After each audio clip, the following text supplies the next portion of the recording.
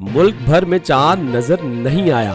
12 रबीउल अव्वल 29 सितंबर को होगी।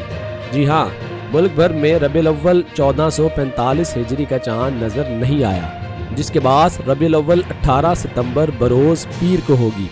रबीउल अव्वल का चांद देखने के लिए मरकजी रोज़े हिलाल कमेटी का इजलास चेयरमैन मौलाना अब्दुल खबीर आज़ाद की ज़ेरे सदारत वजारत मजहबी अमूर कोहसार ब्लॉक इस्लामाबाद में हुआ। इजलास के बाद प्रेस कॉन्फ्रेंस करते हुए चेयरमैन रोज़े हिलाल कमेटी का कहना था कि मुल्क के किसी भी मुकाम से चांद नजर आने की शहादत नहीं मिली, जिसके बाद इत्तफाक़े राय से फैसला किया गया कि यकम रबीउल अव्वल 18 सितंबर बरोज पीर को होगी।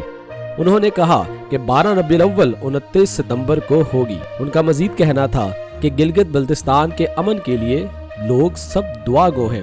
गिलगित बल्तिस्तान का अमन पाकिस्तान का अमन है।